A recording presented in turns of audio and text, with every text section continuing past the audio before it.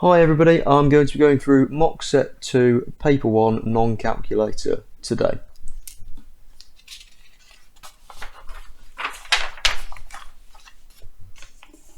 This is the higher paper as well, just to clarify.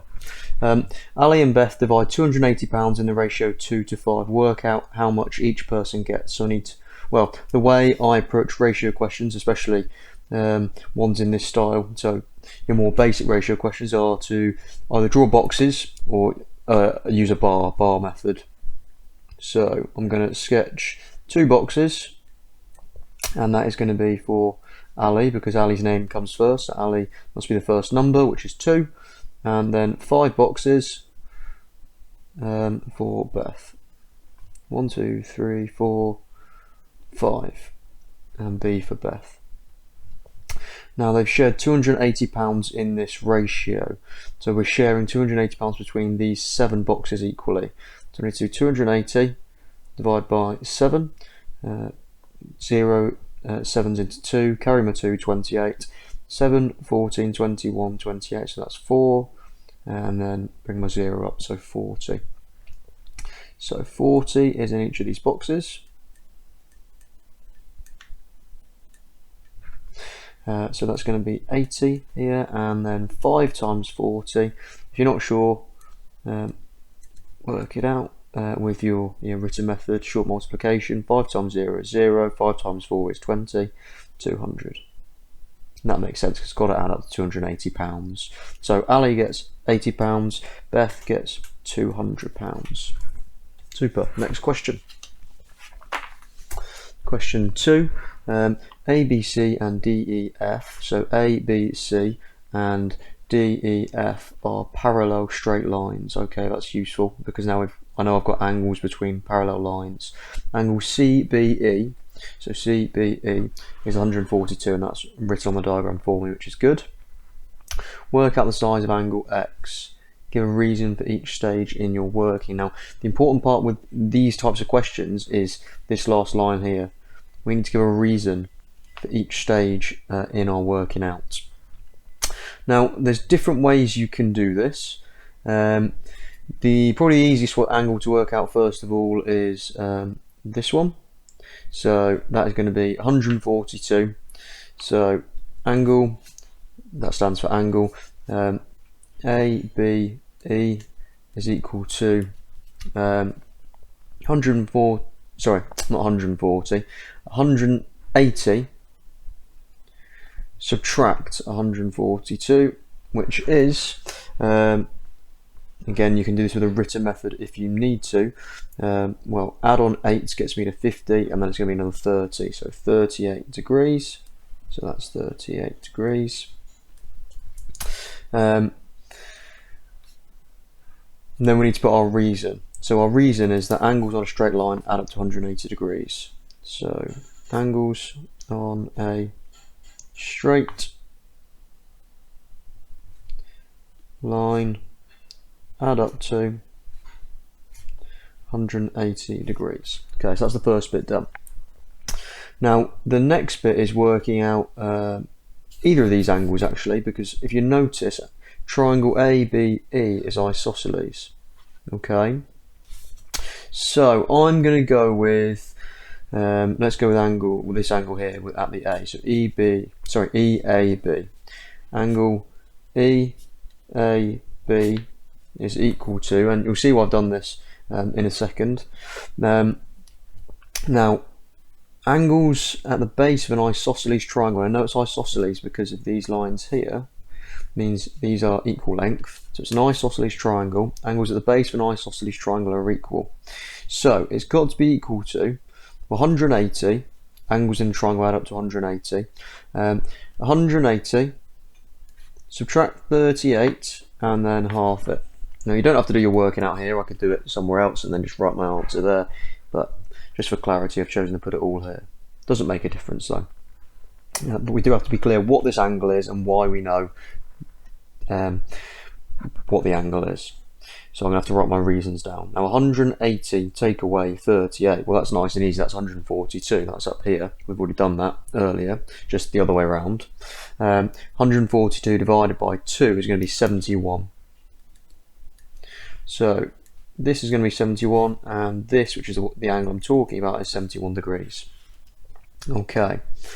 Put an arrow there so I know that's related to that.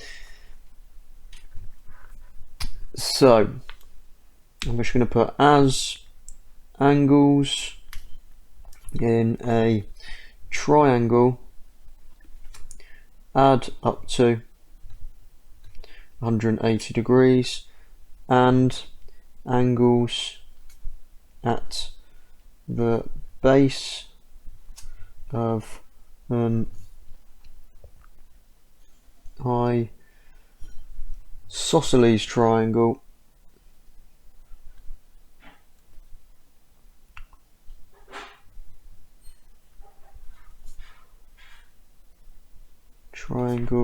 are equal. Okay, so that's how we know those two are the same. Now the last one is that angle I could say X, I could say AED. Actually, I'm going to get rid of that angle bit there. I'm just going to write X equals 71 degrees. And my reason is as alternate angles in parallel lines are equal. So because this is 71 degrees, we've got a Z shape, if you look, so along this line, down here, and along this line. These alternate angles trapped between our parallel lines are going to be equal to each other. So X is 71 degrees. Done. Okay, next question. Question 3. So the perimeter of a square has the same length as the perimeter of this triangle. All measurements are in centimeters. Find the expression in terms of X for the length of a side of a square. So it's got the same perimeter. So the perimeter of this is going to be 2x plus 3 plus 5x minus 2 plus 5x plus 3. Add all your sides together. So 2x add 5x is 12x. 3 take away 2 is 1. Add 3 is 4. So perimeter of the triangle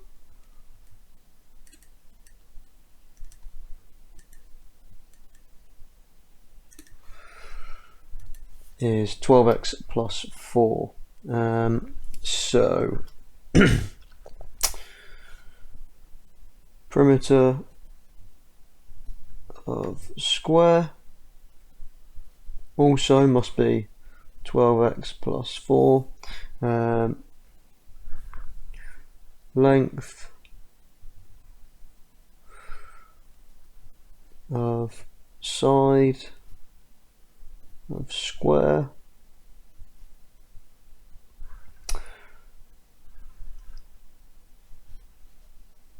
let me just write that again.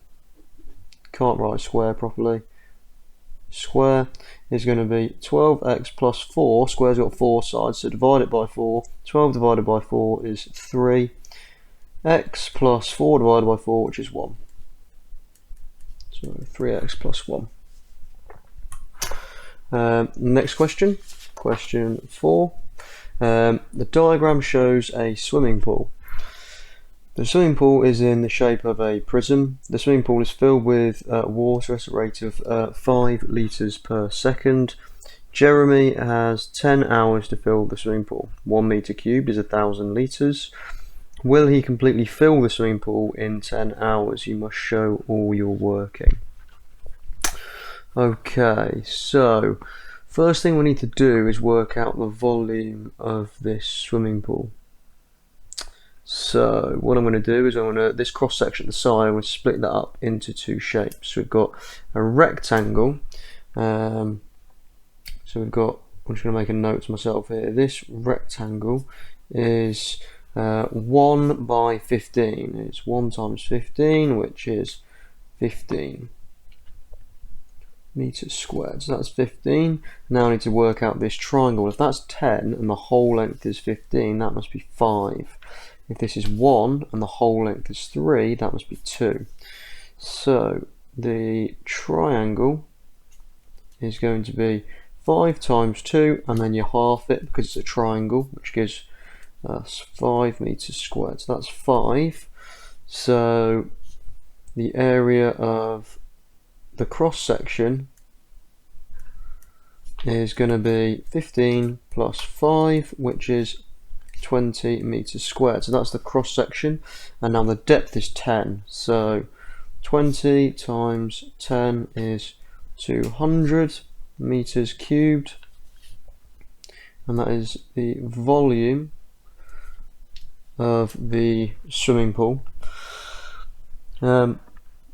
200 meters cubed. 200 meters cubed is going to be 1,000 times 200. So 1,000 liters times 200, which is going to be 2, 0, 0, 0, those 3 zeros, and then these 2 zeros as well. So it's going to be 200,000 liters. He can fill 5 liters per second. Okay, so I'm just going to split this up there because I have to do some more working out. 5 liters per second. Now I need to work out how many liters he can fill in 10 hours. So 5 liters is 1 second. So 60 seconds, so 1 minute. 1 minute times that by 60. 5 times 6 is 30. Add a 0 on because it's 60 times 5, not 6 times 5. So 300 litres in a minute. So again, 60 minutes, 1 hour. Again, times that by 60. 3 times 6 is 18. These 2 zeros and another 0, so 3 zeros. So that's 18,000 litres in 1 hour. Now we're going to times that by 10 to get to 10 hours. So times this side by 10, and we get 180 and 3 zeros, 0, 0, 0 litres. So 180,000 litres in 10 hours. So in order to answer the question, will he completely fill the swimming pool in 10 hours? No, he's still going to have 20,000 litres left. No, he will not completely fill the pool in 10 hours. There will be 20,000 litres to go. There will be 20,000 litres to go. Super. Next question, question 5.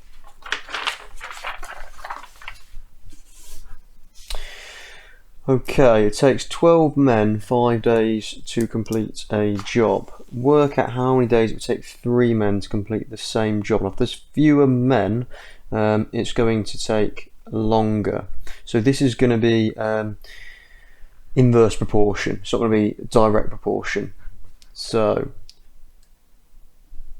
12 men is 5 days. Now what that means, inverse proportion, is if that, I'm going to 3 men here, so divide by 4 on this side to get from 12 to 3. So if I divide on this side, I need to multiply on this side. Okay, inverse operations, inverse proportion.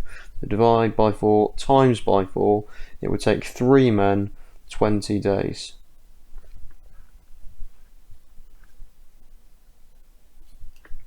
Okay, state one assumption you made in working out your answer. One assumption is that each of these men work at the same rate. Each man works at the same rate.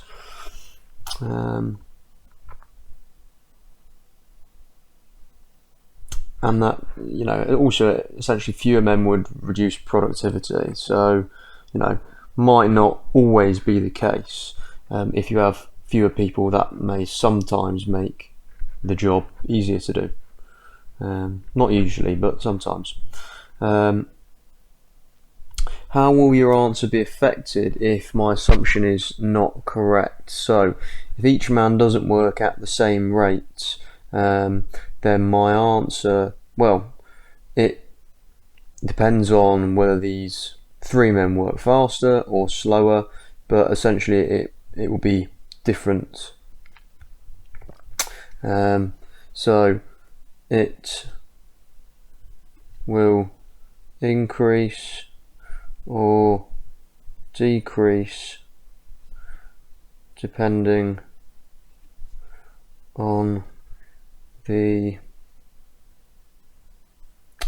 how to phrase this, the rate that the 3 men work at. So it's going to be different depending on how quickly these men work in compared to, you know, the 12 men on average. Okay, next question. Question 6. Graham has a fair red 6-sided dice and a fair, so fair being a key point here, blue 8-sided dice. The red dice can land on 1, 2, 3, 4, 5 or 6. The blue dice can land on 1, 2, 3, 4, 5, 6, 7 or 8. Graham is going to roll both dice. Complete the probability tree diagram. So the red dice to land on a 6 is 1 out of 6. Does not land on a 6 is 5 options out of 6. Blue dice to land on a 6 is 1 out of 8. Does not land on a 6 is 7 out of 8. And same down here. So 1 out of 8, 7 out of 8. So 7 options that aren't a 6. Work out the probability that neither dice will land on a 6. So you've got 5 out of 6. And then going along this branch times by 7 over 8. 5 times 7 is 35. 6 times 8 is 48. Now I can not, simplify that. I can't simplify, so it's just 35 over 48. Super. Turning over. Question 7. Here are the first 7 terms of a quadratic sequence. Find an expression in terms of n for the nth term of this sequence. Now what we need to do is work out the difference, first of all, between each of these terms.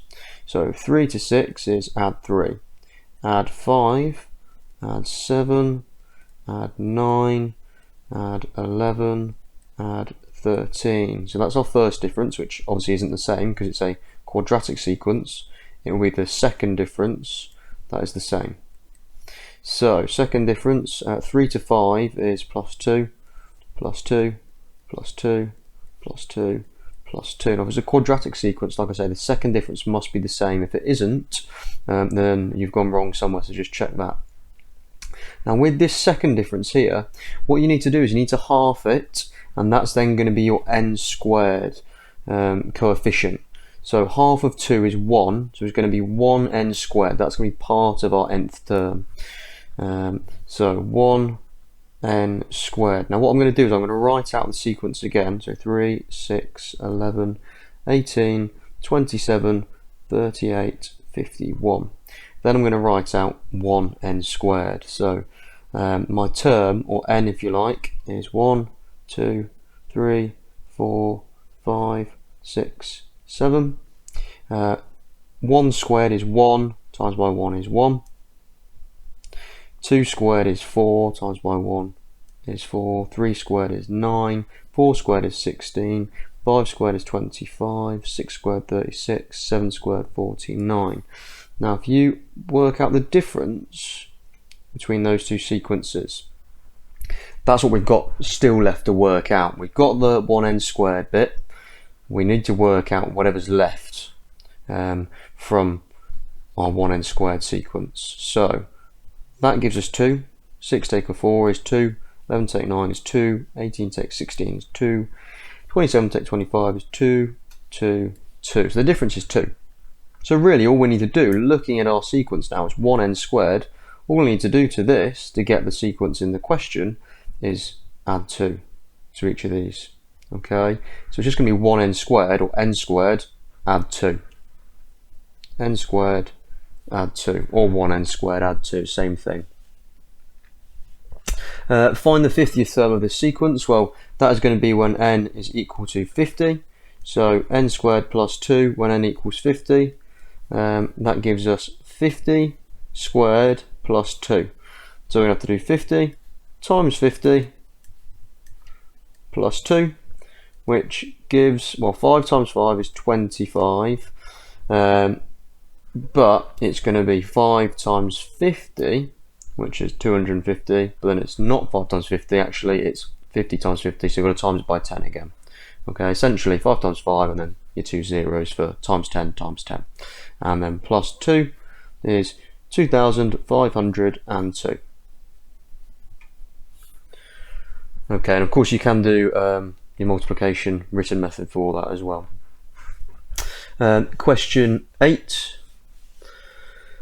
Work out 2 3/4 times by 3 1/5. What I would suggest with this is firstly changing both of these fractions to improper fractions. So 2 times 4 is 8, add 3 is 11 over 4. So 2 times 4 is 8. So 2 whole ones is going to be 8 quarters. 8 divided by 4 is 2, or 2 times 4 is 8. And then 8 quarters, add 3/4 is 11 quarters. Times by, same process, 3 whole ones is going to be, well, 3 times 5 is 15 fifths, add 1/5 is 16 fifths. Now, 4 times 5 is 20, 11 times 16, I'm going to need to do my written method for that. 6 times 1 is 6, 6 times 1 is 6, now 10 times everything, so 0 there, 1 times 1 is 1, 1 times 1 is 1, add these together, 6, 7, 176. We get 176 over 20, which you can simplify it, you can half top and bottom. And again, if you're not sure, for 176, do bus stop method. 2 doesn't go into 1, so carry the 1. 2 into 17 goes 8 times, remainder 1. 2 into 16 goes 8 times, so 88. So it's going to be 88 over 10, which again you can halve to 44 over 5, which 5 goes into 44 8 times, and 8 4/5. Okay, so you could put 8 4/5 or 44 over 5. I'm going to put both just to avoid any confusion. 8 4/5. Okay. Next question. Question 9. 1 litre of a liquid P has a mass of P grams. 1 litre of a liquid Q has a mass of Q grams. Liquid R is made by mixing a volume of liquid P with a volume of liquid Q in the ratio 3 to 7. Find the expression in terms of P and Q for the mass of 50 litres of liquid R. Okay.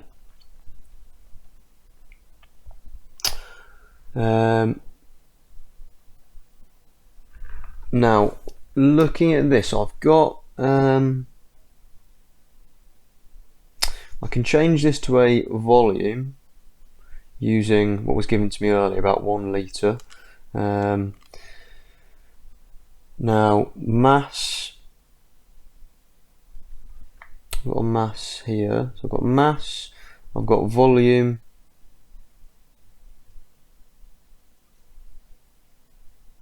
okay, and we've got liquid R is made by mixing a volume of liquid P with a volume of liquid Q in the ratio of 3 to 7. Now, I'm trying to go back and check this 1 litre just to remind myself.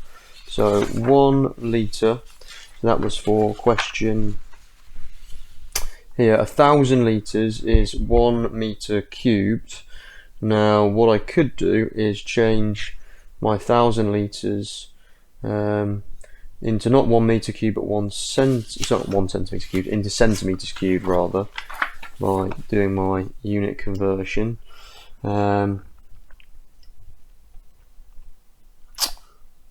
Right, I'm trying to think of another way of doing this rather than, because density isn't mentioned anywhere in the question. So 1 litre of a liquid P has a mass of P grams. 1 litre of a liquid Q has a mass of Q grams.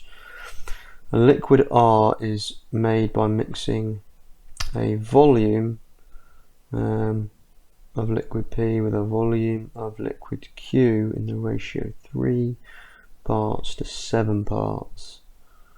Okay. Find an expression in terms of P and Q for the mass of 50 litres of liquid R. Right, now that's going to be important. 50 litres, so essentially we've got it in this ratio, 3 to 7. So 3 boxes and 7 boxes. 1, 2, 3, 4, 5, 6, 7. All in all, there is going to be, well, that's P, that's Q, 10 boxes there. Now 10 boxes is 50 litres. So 50 divided by 10 is 5. So 5, 5, 5 in each of these boxes. So P is going to be, well, 3 times 5 is 15 litres, and Q is going to be 7 times 5, which is 35 litres. Okay, now litres is equivalent to the volume, okay, which is why I've split that 50 litres up into 3 and 7, because we know we can convert litres into volume. It would just have to be centimetres cubed, because we know a metre cubed is 1,000 litres. So we have to, it's equivalent to volume, so we can treat it as the volume there.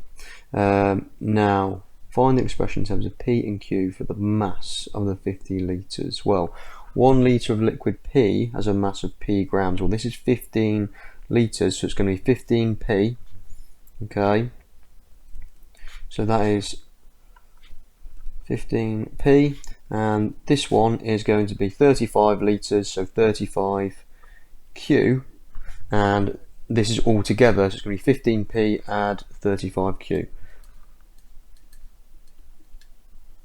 Okay, grams. Okay, but you know, looking at it initially, I was thinking we can change 1 litre to volume. We've got mass, and you know, I know that density we use mass and volume for, so I was thinking maybe it's to do with the density, or it's a density type question. Now actually that isn't the case, and I was kind of getting a hint of that by the fact that density wasn't directly mentioned, that we might not need it, but it did seem like it was leading us down that path of a density style question, especially when things are listed like this with a, you know, equivalent of a volume and a mass, a volume and a mass. It looked as though, and it is what's happening, we're combining things, but we don't actually need to know the density in this case. But it does look like a standard density question, at least at the start. Right, question 10. The area of rectangle B is 10% greater than the area of rectangle A. Okay, the area of rectangle C is 10% greater than the area of rectangle B. By what percentage is the area of rectangle C greater than the area of rectangle A? Okay, so the way to do this, by what percentage is the area of rectangle C greater than the area of rectangle A? Well, if you start with, let's say A is 100%, and then we're increasing the area by 10%, so times by 1.1, that's an increase of 10%, that will give you 110 find 10%, add it on, and then we're going to do the same thing, so times by 1.1 again. Well, 10% of that is 11, so add that on and you get 121%. So by what percentage is the area of rectangle C greater than the area of rectangle A? 21%. Okay, so repeated percentage change problem. Question 11.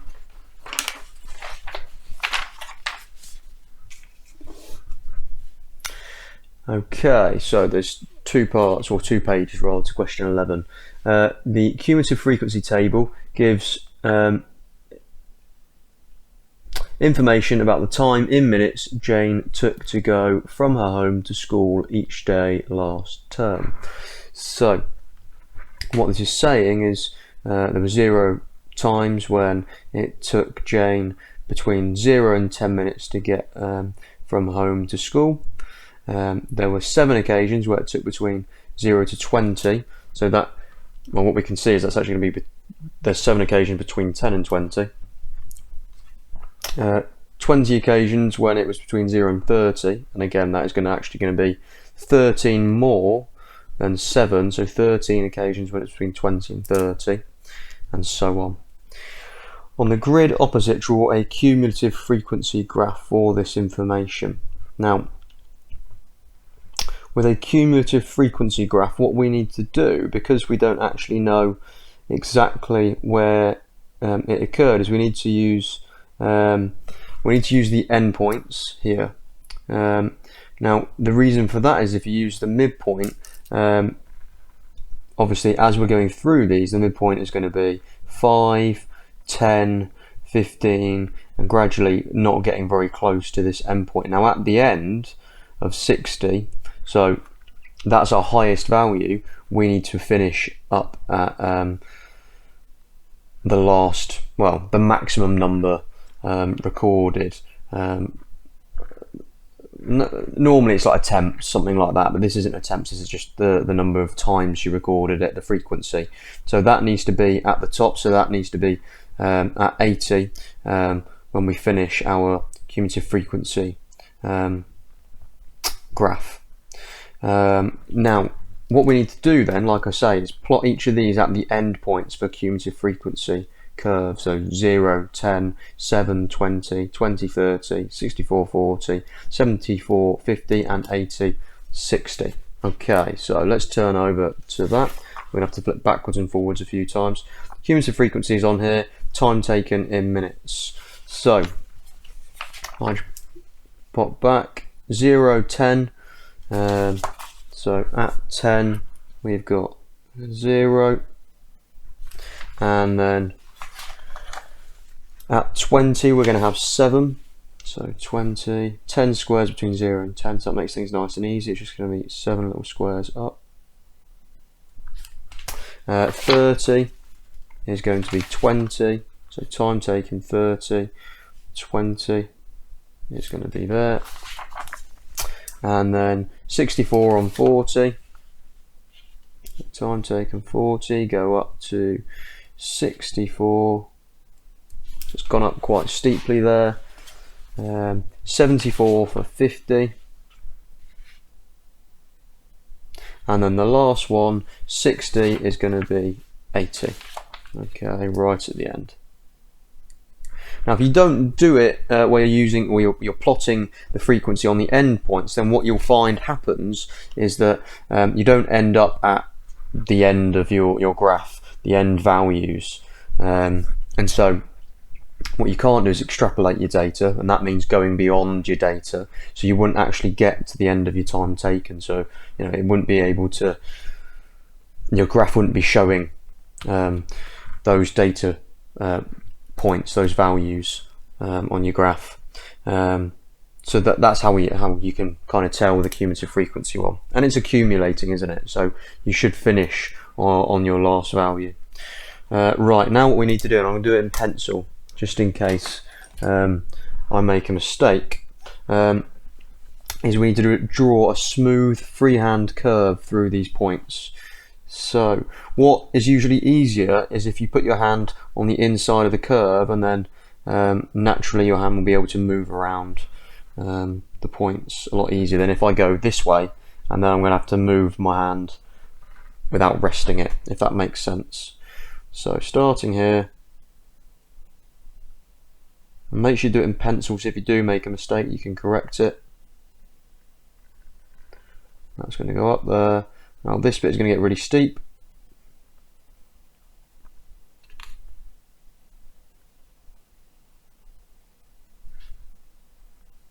You should go through each of your points.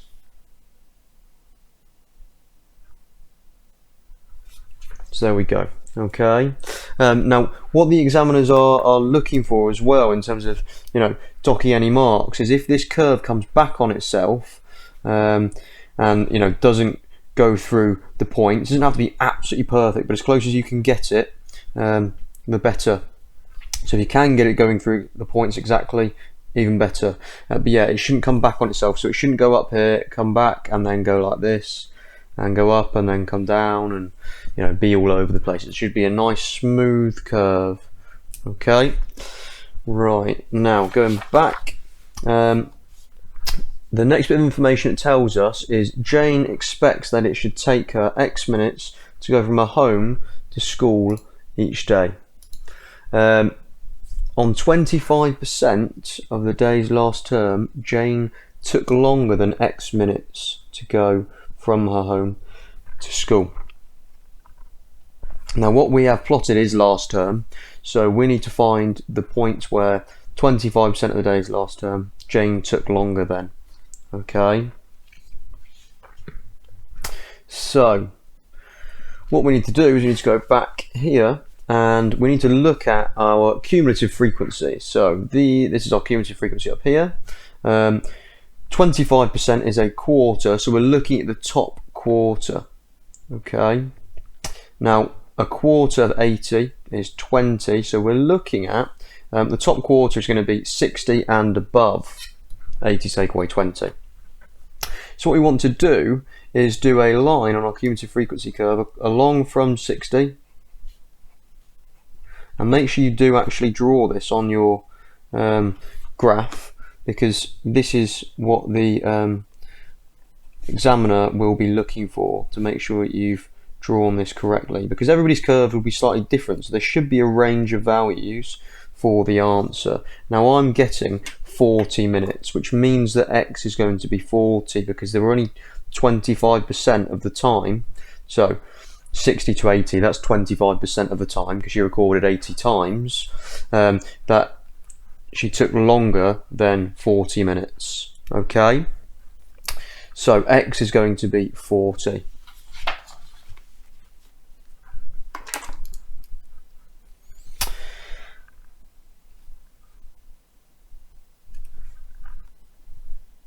X equals 40 minutes. Okay, and there we go. Remember, do draw these dashed lines with a ruler across, and then when you get to your line, go down and read off what it says. But yeah, 25% is a quarter, so you're looking for the top quarter, split it into quarters. Quarter of 80 is 20. So you've got 20, 40, 60 and above. So go along, find out what 60 is, 40, and again you want 60 or above, so it's going to be 40 or above. Okay, so that means X is 40. Question 12. Mark has 18 bags of counters and 12 boxes of counters. The mean number of counters in all 30 bags is 14. So that means, 14 is equal to something divided by, should be a question mark, divided by 30. Okay, that'll be the total, won't it? Okay, so that means 14 times by 30 is going to be the total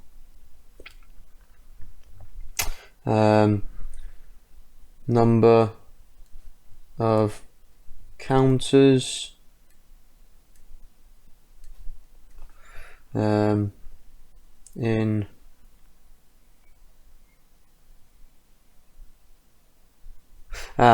excuse me, the mean number of counters in all 30 bags and 14 boxes is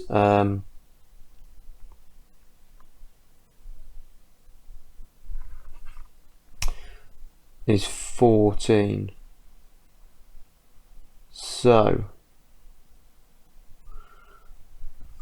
yeah, divided by 30 because it's 18 bags, 12 boxes.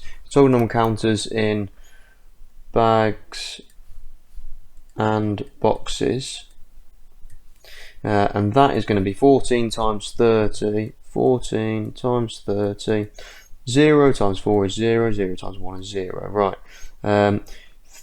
30 times everything. So 0 here. 3 times 4 is 12. Carry the 1. 3 times 1 is 3. Add the 1 is 4. 420.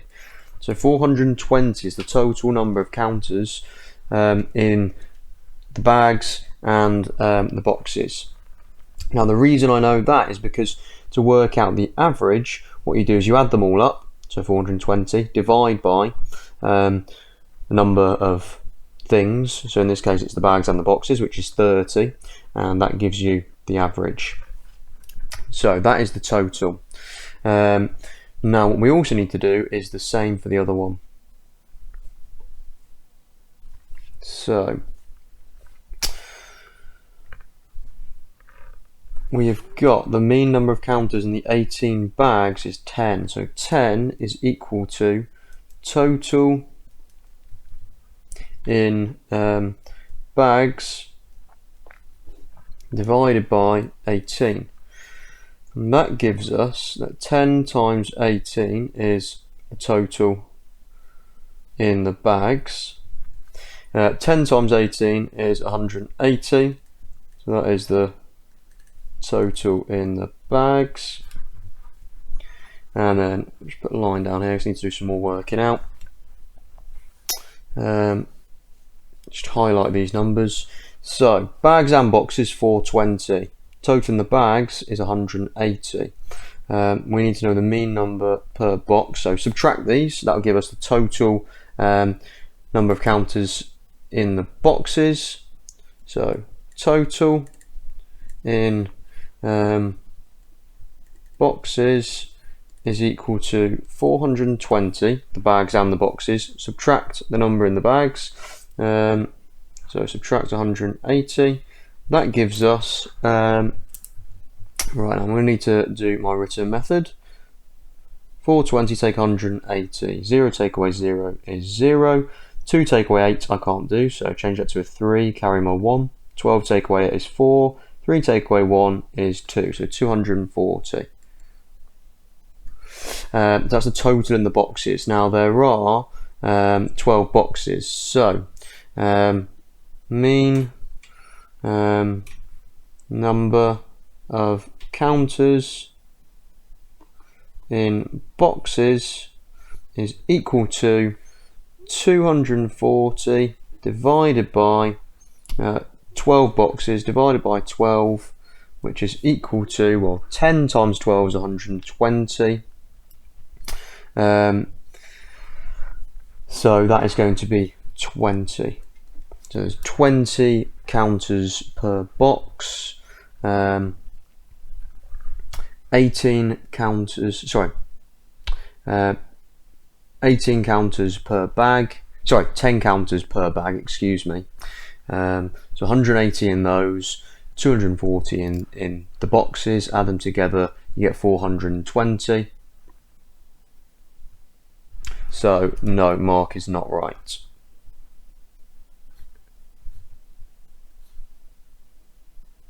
Because it's 20, not 4. Okay, question 13. Prove that the recurring decimal 0.43, where the 3 is recurring, has this value. So, the first thing we need to do is let x equal 0.43 recurring, which is equal to 0.433333 ... forever.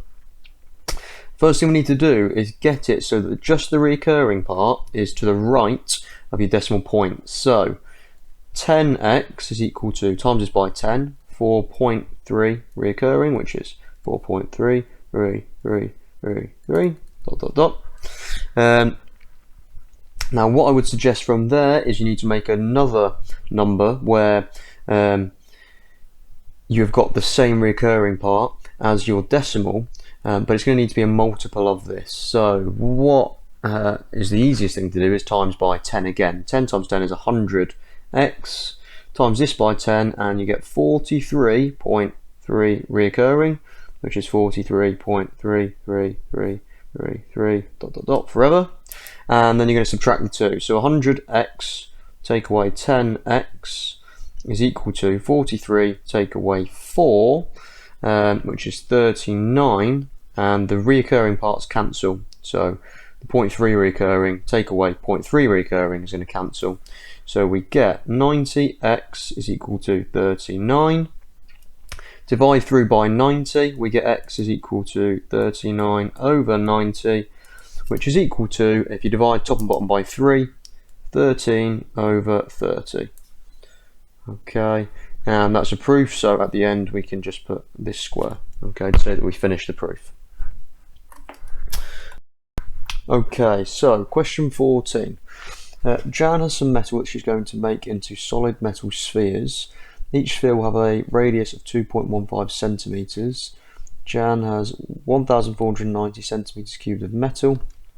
Work out an estimate for the number of spheres that Jan can make. Okay, well, we've got the volume of a sphere, the formula for the volume of a sphere over here. So it's 4/3 times pi times by r cubed. Now, because it's estimate, we need to round all of our numbers to really one significant figure, but well, this 1,490, that may make more sense to round to 1,500. Because it's very, very close to the middle, and so rounding it down to one way is going to be, a big discrepancy, isn't it, in our rounding? So that may make sense to round to 1,500. But as I say, usually with estimation, you round to all of your numbers to one significant figure, unless you've got, a scenario like this. So the volume of a sphere is 4/3 times by pi. Now, I don't have a calculator, so I'm going to say pi is, well, it's 3.14 dot dot dot so on. So that is just a bit more than 3, so we'll say pi is 3 times by, this is to one significant figure 2, so that's 2 cubed. Now that will give us 4/3, well, times by 3 is 4, so we get 4 times by 2 cubed, which is 8, so that gives us 32. Now that is the volume of a sphere. Okay, volume of a sphere is 32. It's going to be centimeters cubed. Now Jan has approximately 1,500 centimeters cubed of metal, so how many 32s will go into 1,500? Okay, so yeah, like I said, we'll round this to 1,500, and we're going to divide that by 32. How many 32s go into it? Well, 32 goes into 1 0 times, carry my 1. 32 goes into 15, 0 times, carry my 15. How many times does 32 go into 150? Now, I'm going to have to list out some of my 32s. So 32, 64, 96, we need to go up to 150, so add a 30 onto 90, 120, add 2 onto 6 is 128. Okay, and then I'll add another 32 on just to make sure I go over 150. So add 30 on is 158, add the 2 is 160. Okay, so 32 into 150 goes 1, 2, 3, 4. Remainder, so 28 to 50 is going to be, well, add 2 is 30, add a 20, it gets me to 150, so 22 is the remainder. How many 32s go into 220? Right, so I'm going to have to carry on adding 32s on. 192, add 32 again, 30 onto 90 is 120, so 220, add the 2 is 224, and I've gone over there 220, so that's 1, 2, 3, 4, 5, 6, Now I've got a remainder, so I have to put decimal point here and another 0. Decimal point up here as well. So the remainder from 192 to 220. 8, add 8 on gives me to 200, so it's going to be another 20 to 220, so that's 28. So it's 280. Right, we're going to have to keep doing our multiples of 32. So add another 32 on, I'm going to get 256. Add another 32 on, I'm going to get 288. And then if I add one final one on, I'm going to end up at 320, 10 lots of 32. Right, so that is 1, 2, 3, 4, 5, 6, 7, 8 lots of 32 go into 28. So that gets me 256. The remainder then is 24. So 0, 24. Into 240 goes 1, 2, 3, 4, 5, 6, 7. Now 7 lots here.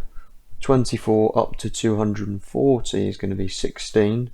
So another 0, 16, 160. That's in my multiples of 32. So 1, 2, 3, 4, 5. So there I've got my answer.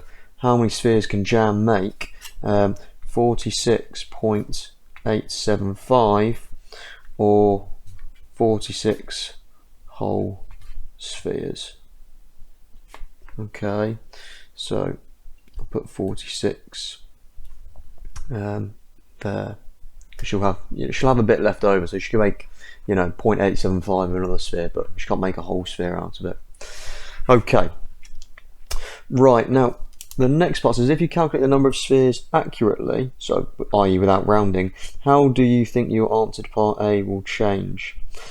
Now, what I need to think about is essentially which of these numbers I've rounded more, and then which way would that affect my answer? Would it make it lower or higher? So if I go back to the beginning, I've rounded the 3, it's rounded pi, sorry, down to 3, so that's gone down.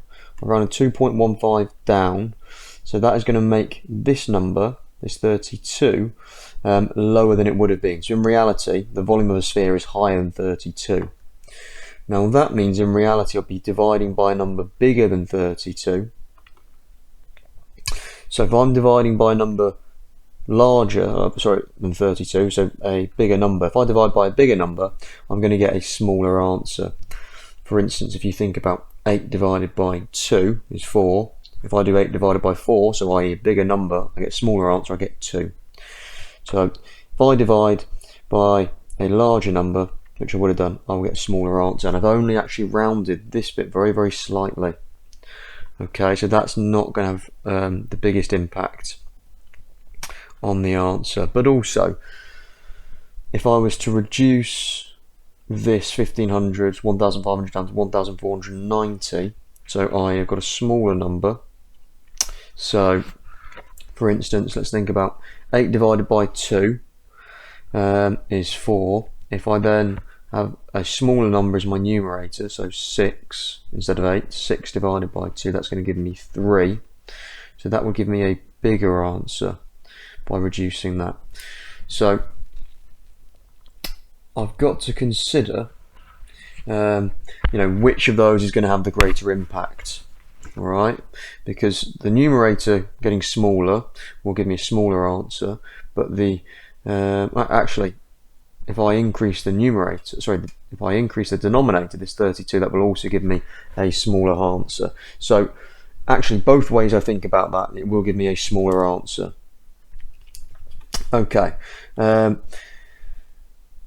Part A will be smaller, so my answer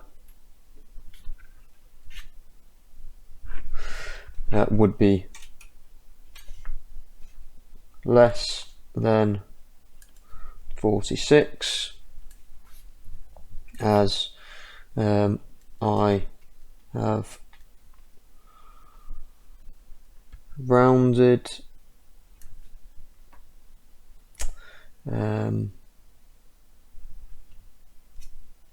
3 and 2, pi and 2.15 down, meaning that I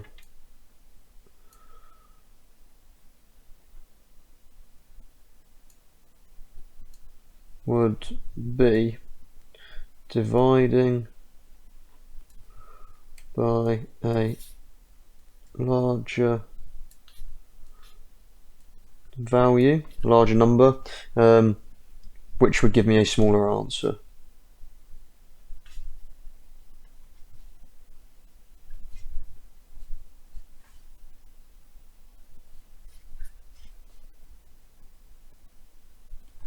Okay, but it is a little bit tricky to think about that one. You have got to think about if these numbers were large, and like I did, if you think about an example such as, straightforward numbers 8 and 2 and 8 and 4, what happens to the answer? You just change one number, make it bigger or smaller, as the case may be. How does that affect your answer? Okay. That's question 14 done, and it is a little bit tricky because you've got to do obviously a written method here without a calculator. It's a little bit difficult to estimate. They haven't given us particularly nice numbers with the estimation. Okay, question 15.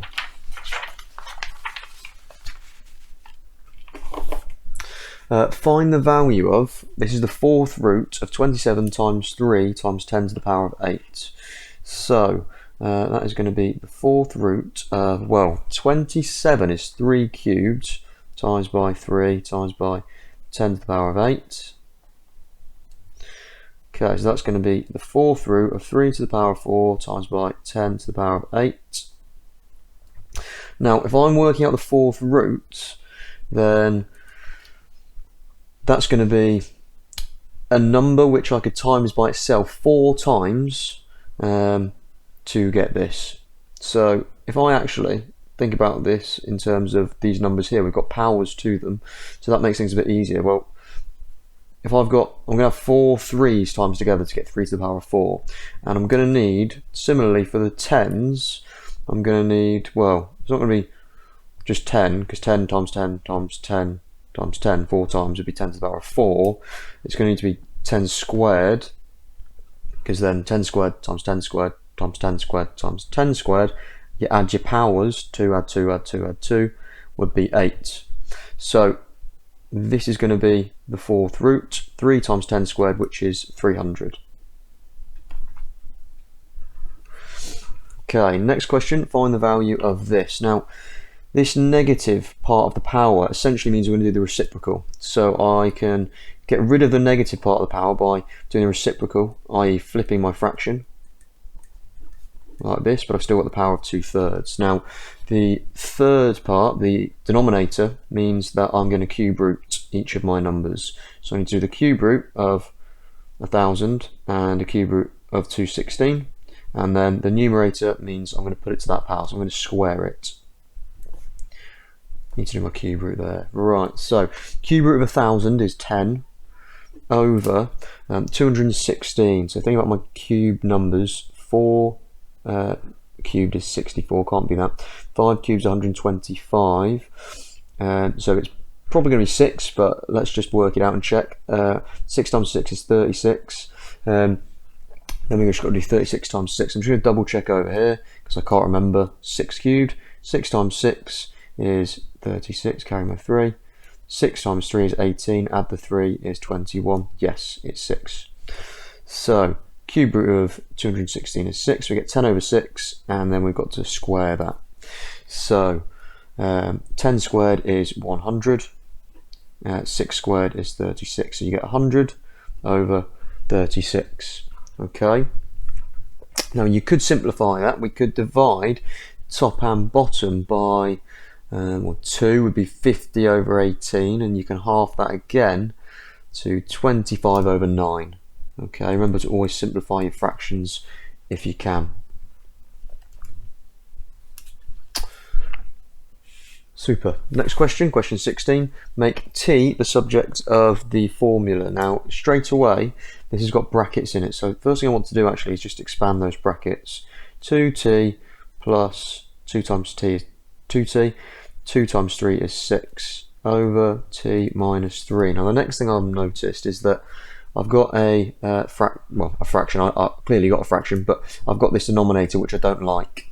So what I'm going to do, I'll put my balancing line in. I'm going to times both sides by t minus 3 to get rid of the denominator. So times both sides by t minus 3. And we get k t minus 3 equals 2t plus 6. So multiplying by the t minus 3 gets rid of that denominator because that is a divide by t minus 3. And then we've got another bracket over here, which again I don't particularly like, so I want to expand that out. So that's going to be k times t, which is kt, and k times negative 3, or subtract 3, which is subtract 3 k, is equal to 2t plus 6. Now from there we need to make t the subject, so I need everything with t in it on one side and everything without t in it on the other side. So I'm going to subtract 2t from both sides, and we get kt minus 3k minus 2t is equal to 6, and then I'm going to add 3k because this subtract 3k term doesn't have a t in it, so add 3k to both sides. Kt minus 2t is equal to 6 plus 3k, and we're nearly finished at this point. I need to factorise out that t, so it's k minus 2 is equal to 6 plus 3k, and the final step is to divide on both sides by this bracket k minus t. So divide by k minus 2, not k minus t. Divide by k minus 2. That will then give us, I'll just bring it up here, the k minus 2 divided by k minus 2 is going to cancel out, so we get t is equal to 6 plus 3k over, so because we divided by k minus 2 it's going to be over k minus 2, and that's our answer there. I'll just write it on my answer line. T is equal to 6 plus 3k over k minus 2. Okay. Next question, question 17. Factorise this. Now, looking at it, it kind of already looks factorised. Now, this is a term here, and this is a term here. It's not factorised properly because you've got the minus in the middle. Now, in both terms, what can I divide both terms by? Well, both terms have got, well, this is going to be, if I write it out fully, 3 lots of x minus y times x minus y, subtract 2 lots of x minus y. Okay, now both of these terms, this term here and this term, both of these have got x minus y in them. So what I'm going to do is I'm actually going to factorise out a bracket x minus y. Okay, now what that's going to leave me with, so if I take this x minus y out, I'm going to have 3 lots of, done a big bracket there because I knew I was going to do another bracket inside, x minus y, subtract 2. Okay, now we're nearly there. I just don't like this bracket inside another bracket, so I'm just going to expand this bracket inside out. So I'm going to get 3x minus 3y minus 2. Okay, now don't think we can factorise it any more than that, so that is going to be our answer. So x minus y, and then bracket 3x minus 3y minus 2. Now, it's a little bit tricky, that one. You could expand it all, so you could multiply all this out and multiply this out, but then it's going to get a little bit tricky to spot that actually the factor is x minus y. So like I've done here, write it out like this, and you should, well, you can factorise out a whole bracket like I've done here. Okay, now part B, algebraic fractions. Lovely. Now the best thing to do with algebraic fractions is to factorise everything straight away. So I'm going to factorise this denominator here. That's going to be, well, I know I'm going to have 2x. I know I'm going to have x in my brackets because it's 2x squared. Then I'm thinking about my factors of negative 15. So I'm going to do these over here. Note to myself. I've got negative 1 times by 15, negative 3 times 5, and then you've also got 1 times negative 15 and 3 times negative 5. Now, we've got to think about whichever number I put in here is going to get multiplied by 2 before I add it together to make this plus 1x in the middle.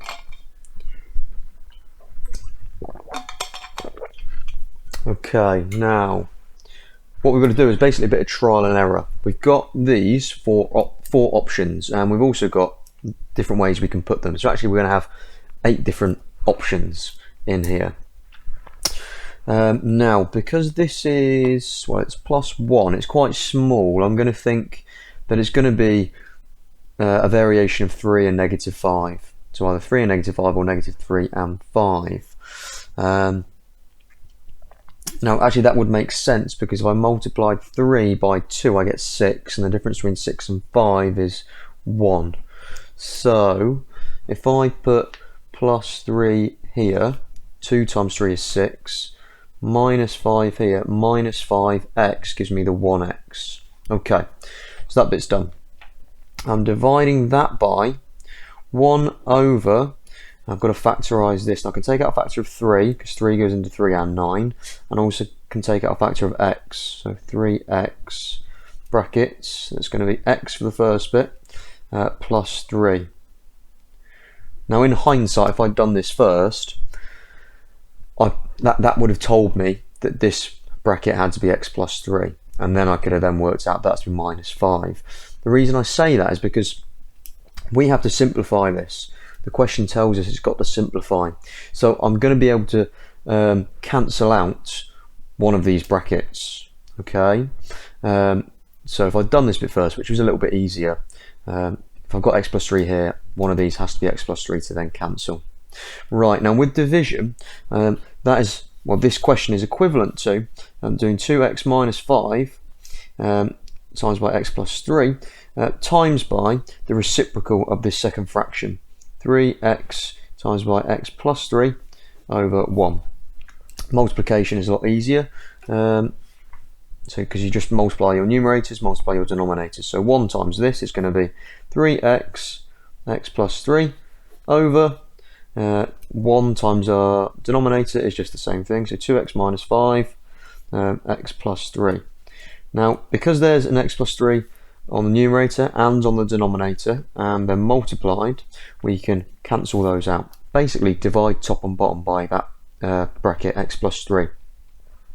And we get 3x over 2x minus 5, which is the form we want.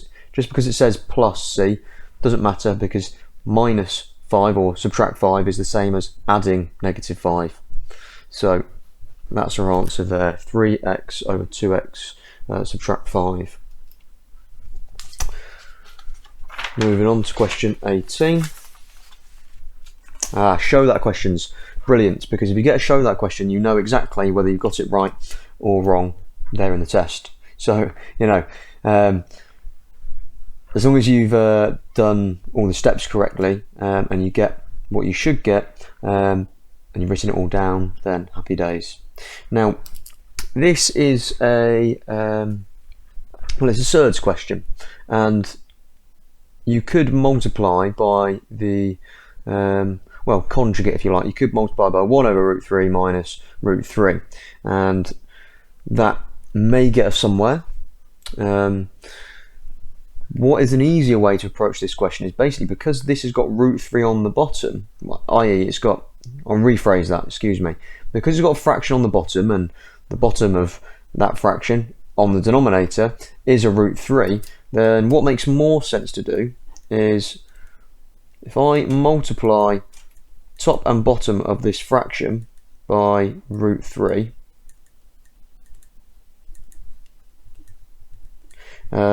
then, well, on the top I get 4 root 3, it's fairly standard.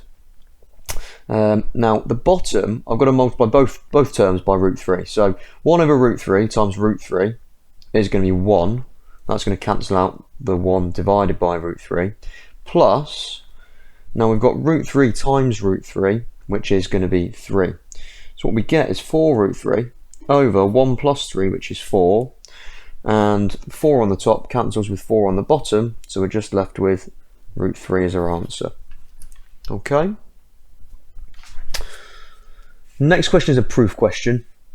Main thing with proof questions is make sure you are, I'm trying to get it all so you can see it, make sure you are reading it exactly or reading it carefully, and you are setting it out correctly, i.e. Reading it says the sum, so we've got to add squares, so square numbers, 3 consecutive, so i.e. they're related, they're one after the other, odd numbers. Okay, it's always 11 more than a multiple of 12. So actually there's quite a few things in this, which is why I've highlighted a few things, and we've got to be careful. Now, 3 consecutive odd numbers first of all. Now, one odd number is going to be 2n plus 1. Okay. Now, the next odd number after that is going to be, well, it's 2 more. So 2n, 2 more than this, add 2. 2n plus 1 add 2 is 2n plus 3. And then the one after that is going to be 2 more again, 2n plus 5. Okay, now the sum of the squares. So I've got to also square these of any 3 consecutive odd numbers. Okay, there's a lot to do here. 2n plus 1 multiplied by 2n plus 1. Add 2n plus 3 times by 2n plus 3. Okay, add 2n plus 5 multiplied by 2n plus 5. Now, if you want to, you can use grid methods to do these. Purely for speed, I'm not going to. I'll do it for one of them. The other 2 I'm not going to. So grid method for this first one, 2n plus 1 times by 2n plus 1. So 2n plus 1, 2n plus 1. So 3 by 3, essentially a bingo grid, and you're multiplying. So 2n by 2n, 4n squared. 2n times 1 is 2n. 2n times 1 is 2n. 1 times 1 is 1. Okay, and then you've got to combine your like terms. So this first bit is going to be 4n squared plus 4n plus 1. I'll put that in brackets for the moment. Now, the next one's 2n times 2n is 4n squared. 3 times 2n is 6n. 3 times 2n is 6n. Combine them, you get 12n. 3 times 3 is 9. Okay, and the next one, 2n times 2n is 4n squared. 5 times 2n is 10n. 5 times 2n is 10n. 10n add 10n is 20n. 5 times 5 is 25. Now we've got to add these all together. So 4n squared add 4n squared add 4n squared is 12n squared. 4n add 12n is 16n. Add 20n is 36n. 1 add 9 is 10. Add 25 is going to be 35. Okay, so we've got this. Right, now what we need to do is now show that this is 11 more than a multiple of 12. So what I'm going to do, I'm going to rewrite this as something plus 11. I'm going to separate out 11. Okay, so 12n squared plus 36n plus 35 take away 11 is going to be 24. So plus 24 plus 11. So this bit here is still 35, but it's 24 plus 11. I'll split it up into this add 11 bit over here. Now the reason I've done that is because then I can write the first 3 terms here as a multiple of 12. I can show it's a multiple of 12. The way to do that is factorise out 12. N squared plus 12 times by 3 is 36, so 3n plus 2. And then we've got this plus 11 at the end. Okay, now I should have said at the start, let n be an integer. So n is a whole number, which means that's an odd number, that's an odd number, that's an odd number. That's key because obviously if n isn't an integer, that won't be an odd number. If n is like a half, that is going to be half times 2 is 1, add 1 is 2, which is an even number. Okay, so that bit is important. So now because n is an integer, n squared plus 3n plus 2 is going to be some number. Okay, times by 12 is then a multiple of 12, because something times 12 is a multiple of 12. Add 11 to it is going to be multiple of 12, add 11, or 11 more than a multiple of 12. Put the square at the end to show that you've done it. Okay, therefore the result's proven. Okay, right, question 20 is this question. Okay, vectors question.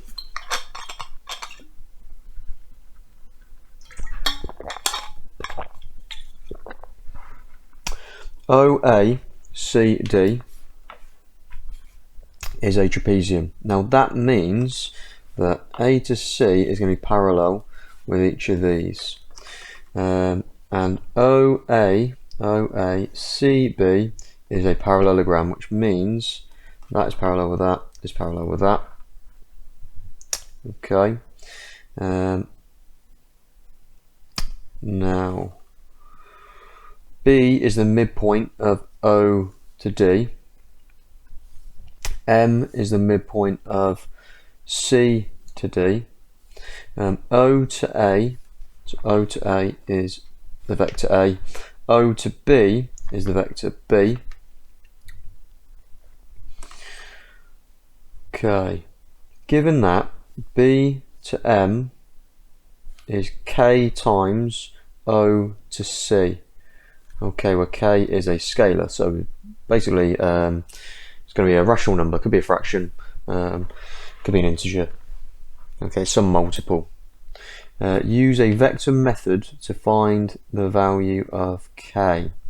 Right, so B to M, so this vector here, that is equal to something times by O to C. Now, I'm going to start off by saying O to C, well that is equal to O to A plus A to C, because these are parallel, and it's a trapezium. This is the midpoint. I'm just checking, can I assume that this is also going to be B? So trapezium, OACB is a parallelogram. So OACB is a parallelogram.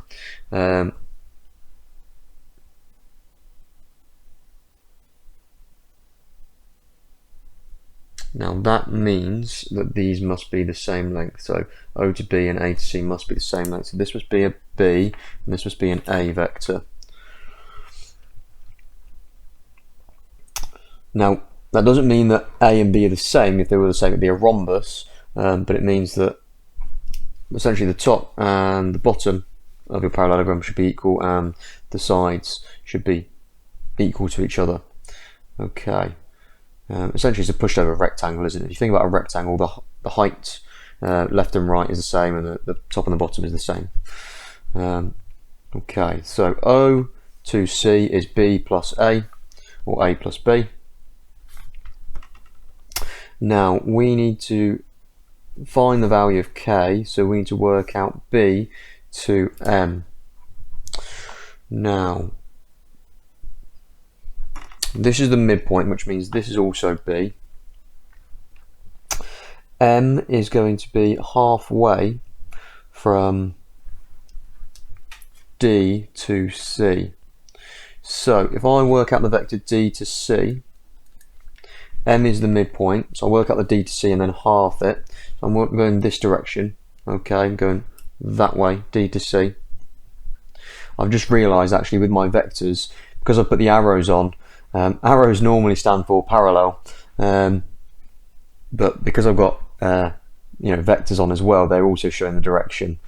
So you've got to be wary of that, because obviously D to C is not parallel with O to A or B to C. but they still work to show the direction. So I'm going to leave these actually as showing the direction of the vectors. D to C. Now I can't go directly from D to C, so I'm actually going to have to go backwards. So minus B plus A. So minus B plus A. Now that means, so D to C is minus B plus A. D to M is going to be half of that, because M is the midpoint of CD. Is going to be a half of minus B plus A. So that is D to M. Now I've got O to C. I need to get B to M, which I can now do, because B to M is going to be B plus half of, so plus D to M, which is B plus a half of this. So plus a half of minus B plus A is B. A half times minus B is going to be minus a half B. Half times A is plus a half A. Excuse me. 1B minus a half B is half B, and then we've got half A. Now that is equal to, factorise the half out, a half of, I'm going to do B plus A, okay, which is equal to a half of OC, which is A plus B. So that's a half of OC, because OC was A plus B. So going back to the question now, I'll fill in B to M all the way along here, because that will make more sense when we look at what the question wanted. B to M is equal to something times O to C. B to M is equal to a half B plus A, which is a half times O to C. So that gives us K is equal to a half.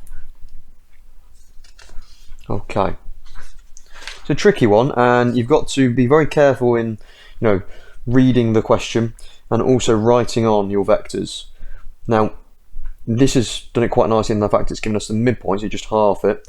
Sometimes they will give you ratios, so you might say, D to M and to M to C is in the ratio 3 to 1, and then you'll have to convert your ratio into a fraction, so 3/4, 1/4. But with this question they've given us midpoint, so that's a lot nicer. Okay, next question, 21. Nearly finished. The length of a rectangle is the same as the length of each side of a square. Okay, so let's start drawing this out pictorially. So the length, we're going to call this the length.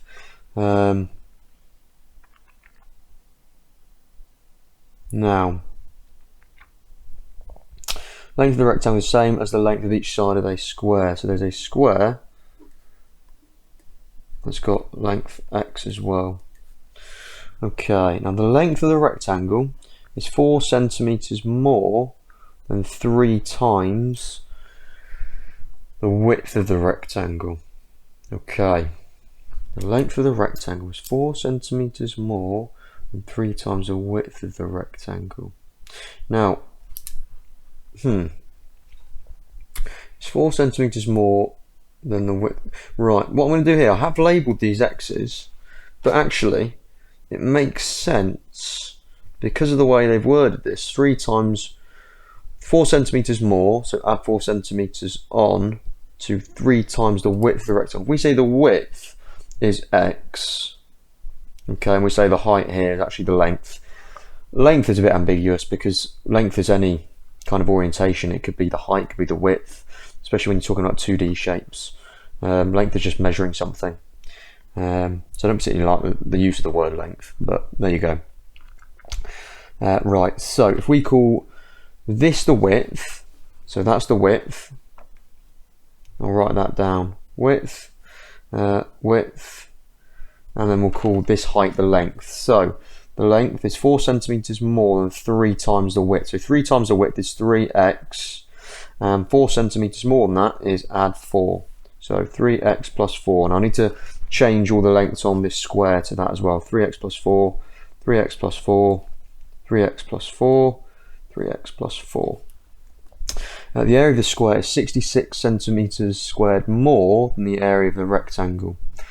Okay, right, now we've got to find out the areas of each of these. So, area of rectangle is x times 3x plus 4, which is equal to 3x squared. So distribute the x times 3x is 3x squared, x times 4 is 4x. So that's the area of the rectangle.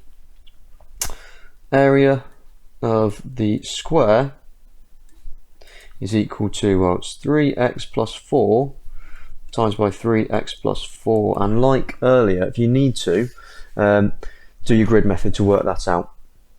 Okay, so for this, 3x times 3x is 9x squared, 4 times 3 is 12x, 4 times 3 is 12x, that's 24x, 4 times 4 is 16.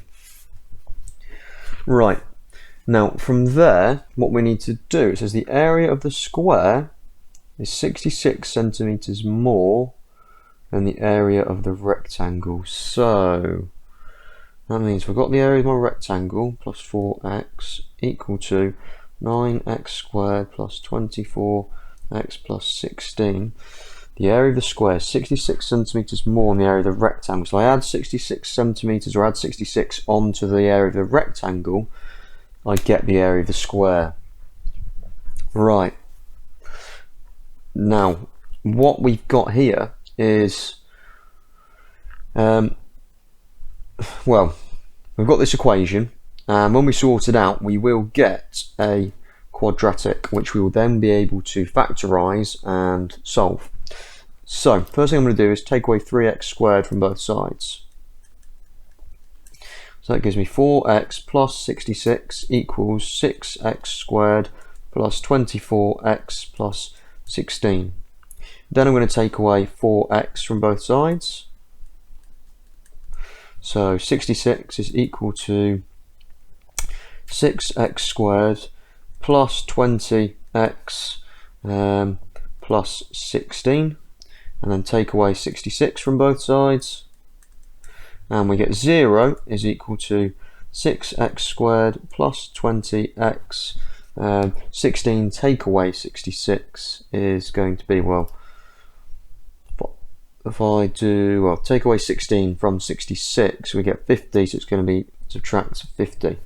Now, because this is equal to 0, and I've got 6x squared, I've got 20x minus 50, they're all even, I can divide everything by 2. So if I divide both sides by 2, I've got to divide every number by 2. 0 divided by 2 is still 0. 6x squared divided by 2 is 3x squared. 20 divided by 2 is 10x. And then 50 divided by 2 is 25. Now, I'm running out of space here quite quickly. So I'm going to need to do this quite small.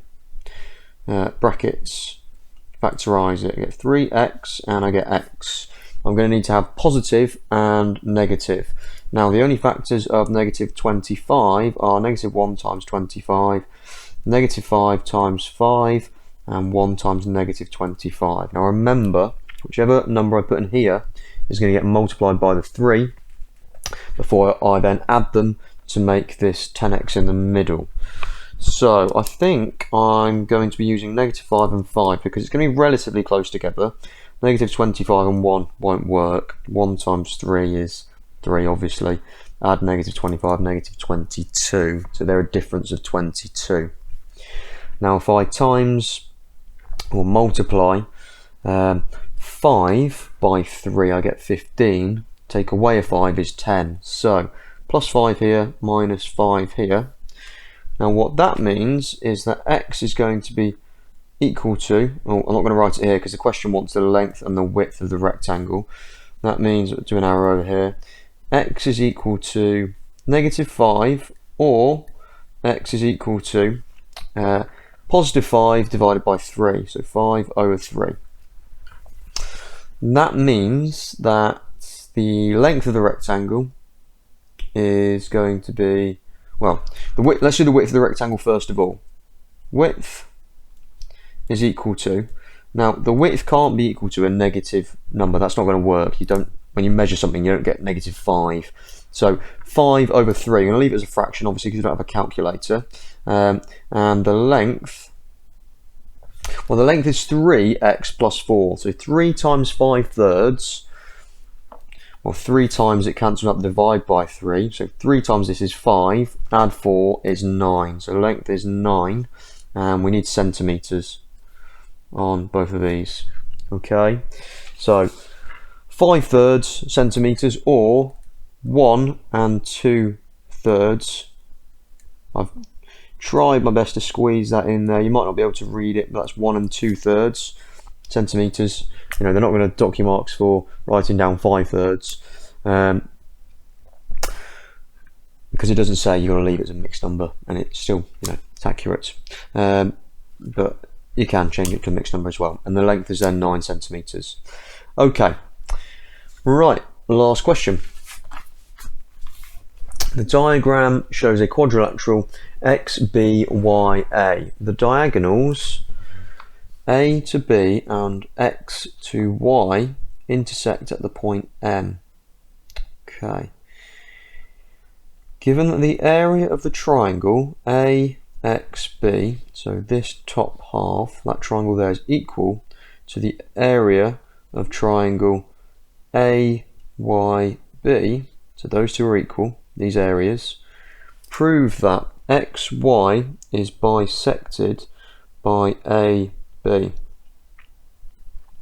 So bisected means essentially cut in half if it's bisected. Now it should also be perpendicular.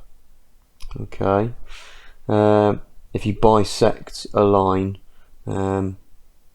actually no, it doesn't need to be perpendicular, because thinking about, you know, perpendicular bisector questions, they do specify that it is perpendicular. So bisect, it means essentially cut in half.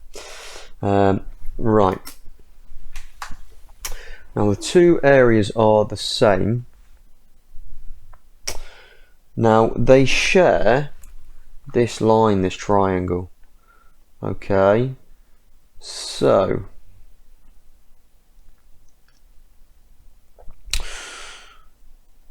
let's say, for instance, that well, area of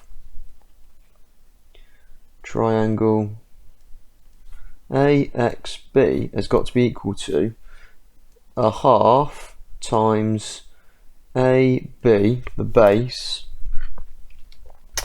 times by the perpendicular height. Okay, times by, I'm going to write perpendicular height. Right, an area of triangle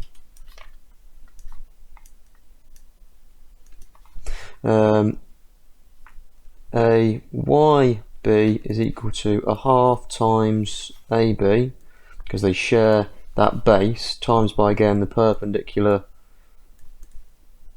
height. Okay, now the area of these triangles are the same, which means that we can write half AB times perpendicular height. I'm just going to write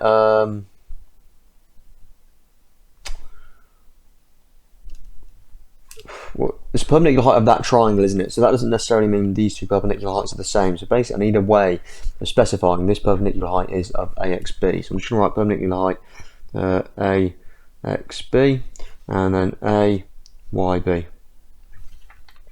So a half times AB times perpendicular height AXB is equal to a half times AB times perpendicular height of triangle AYB. Now I can do some cancelling here. I can divide both sides by a half, divide both sides by AB, and that will tell us that actually perpendicular height of a triangle AXB is equal to perpendicular height of triangle AYB. Okay, so I know that that height is going to be the same as this height. Now, from there, we need to prove that XY is bisected, so it's cut in half by AB.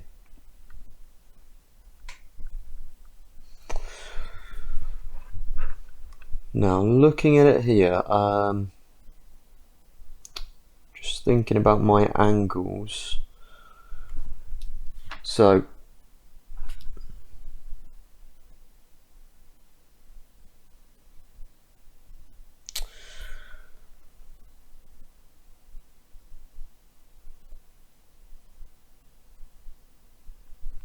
let me just read the question again, just to make sure I haven't missed anything. So, diagonals AB and XY intersect at the point M. Given that the area of triangle AXB is equal to triangle AYB, prove that XY is bisected by AB. Okay.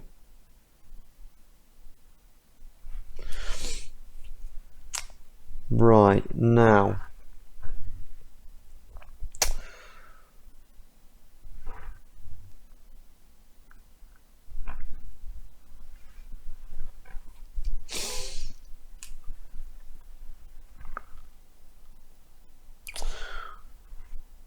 we've got the heights are the same.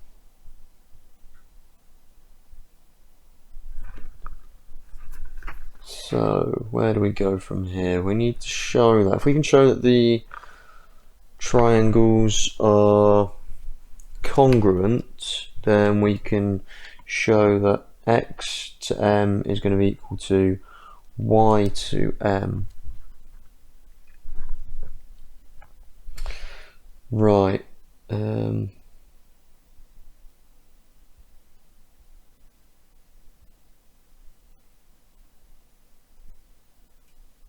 Now, I've kind of put these heights in a bit of an odd place. If I move them so they're actually underneath this top point here, if I just drop a perpendicular here and drop a perpendicular here. Now,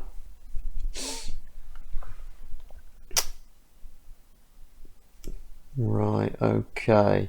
These heights are the same, that's the same length, and this is the same length. Now, because it's perpendicular, I've got a right angle here, I've got a right angle here, well, both sides. Okay, now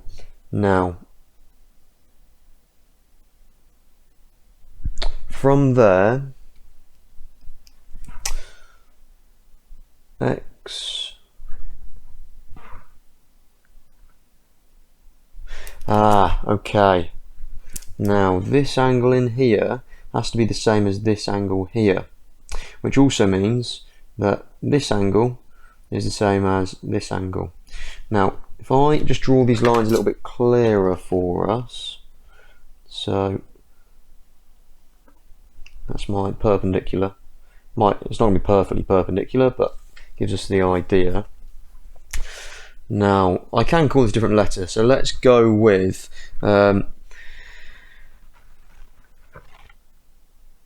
H, and we'll go with this as G. X to M to H, that's going to be the same as this, which means this angle is the same as this angle. So these triangles are then, they must be congruent, okay, because these heights are the same. Well,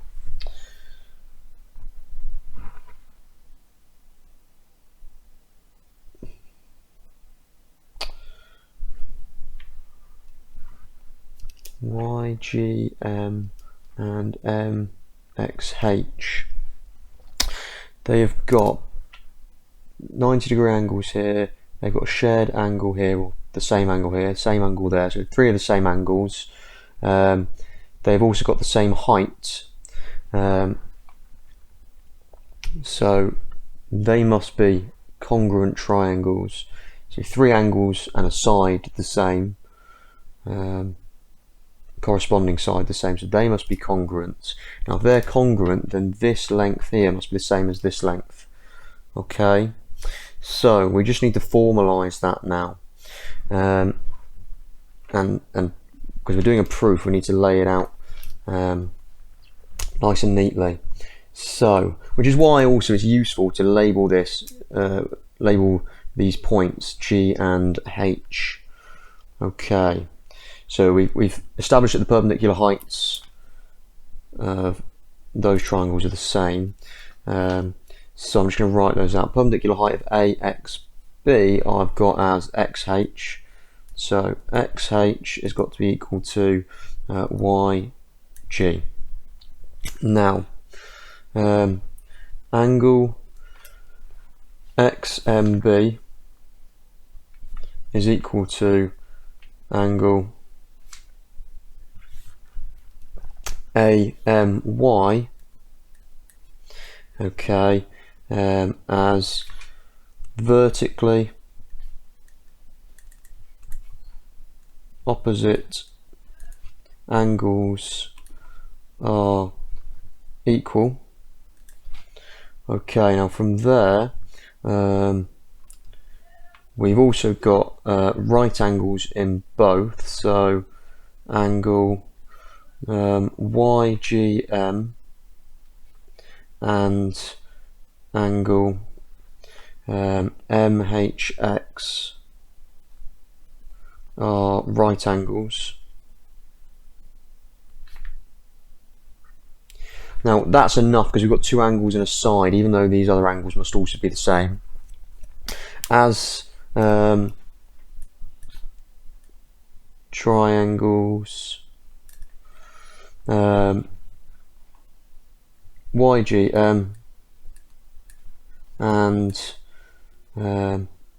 MXH or MHX have two identical angles and an identical and an identical or same length, identical length corresponding side. They are congruent.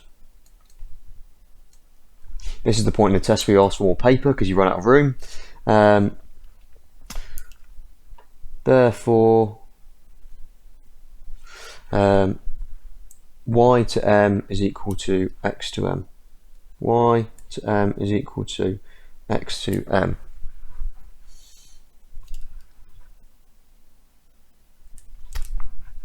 Thus bisected.